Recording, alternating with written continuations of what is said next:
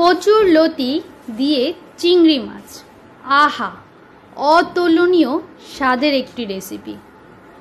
যেই রেসিপিটি দিয়ে ভাত খাওয়া যায় অনায়াসে 2 প্লেট। মাছ মাংস থেকেও অতুলনীয় স্বাদের হয়ে থাকে এই রেসিপিটি। আসসালামু আলাইকুম, welcome to Snigdha's world. Welcome Snigdha's ওয়ার্ল্ডের আরও একটি নতুন ভিডিওতে। হ্যাঁ বন্ধুরা, আজকেও আমি আরেকটি নতুন রেসিপির ভিডিও নিয়ে হাজির হয়ে গেছি তোমাদের মাঝে।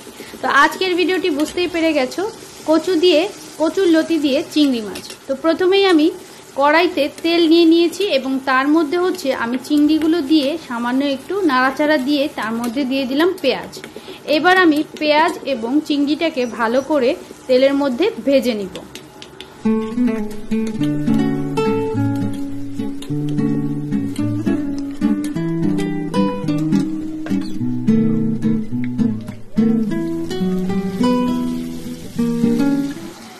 আমার পেঁয়াজ আর চিংড়ির কালারটা যখন এইরকম হয়ে এসেছে, সেই সময় আমি দিয়ে দিলাম সামান্য পরিমাণ একটু রসুন বাটা।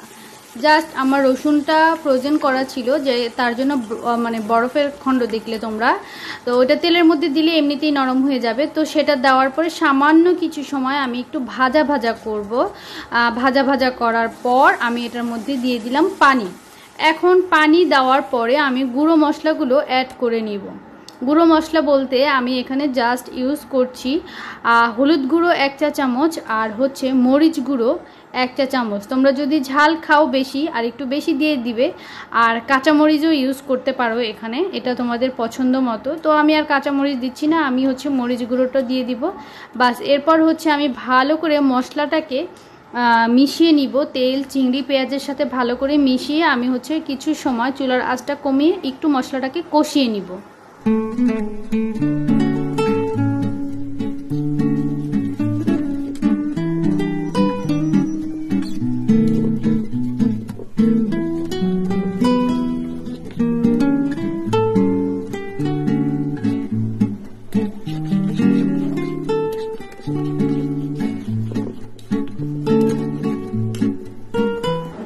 আমার মশলাটা ভালো করে কষানো হয়ে গেছে। আর এইদিকে দেখতেই পাচ্ছ বন্ধুরা, আমি লতিটাকে কেটে সুন্দর করে ধুয়ে রেখেছিলাম। এখন আমি লতিটাকে দিয়ে দিচ্ছি মশলার মধ্যে।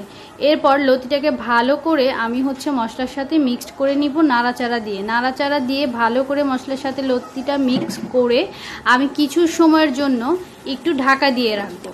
আর হ্যাঁ বন্ধুরা, অবশ্যই লবণ দিতে কিন্তু ভুলো না। আমি কিন্তু লবণের কথাটা এখানে বলিনি, বাট আমি কিন্তু লবণ দিয়েছিলাম।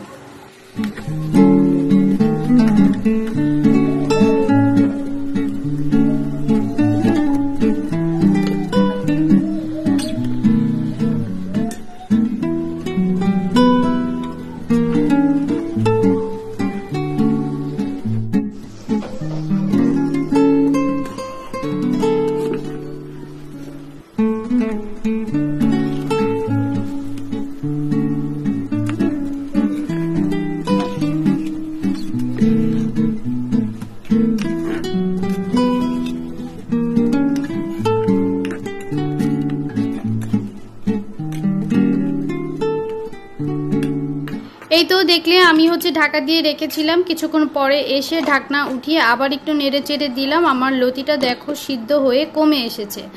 আর গিয়ে এখন আমি এটাকে আর একটু কষিয়ে নেব। একটু তেল ওঠা পর্যন্ত কষাতে থাকবো। তারপর আমি এটার মধ্যে পরিমাণ মতো পানি দিয়ে দিব।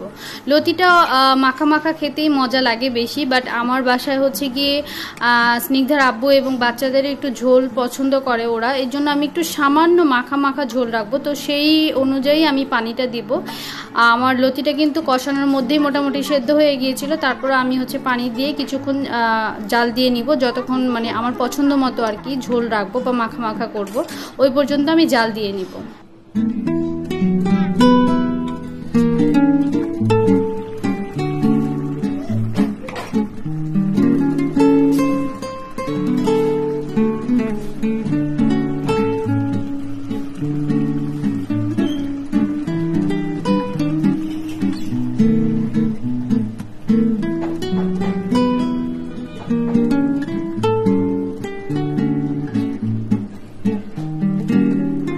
এই যে যে আমার হয়ে গেছে, আমি চুলা থেকে নামিয়ে নিয়েছি। আমি হচ্ছে এইরকমই ঝোল রেখেছি, তোমরা এর থেকে কমিয়েও নিতে পারো বা এর থেকে বেশিও রাখতে পারো, তোমাদের পছন্দ মতো তোমরা রাখবে। আমার বাসায় এরকম খেতে পছন্দ করে, তাই আমি এরকমই নামিয়ে রাখলাম চুলা থেকে।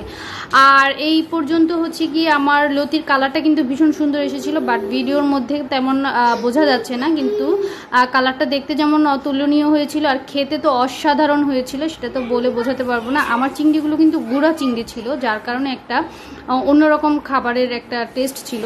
তো আজকে বন্ধুরা এই পর্যন্তই। ভালো লাগলে কিন্তু লাইক কমেন্ট করে যেও।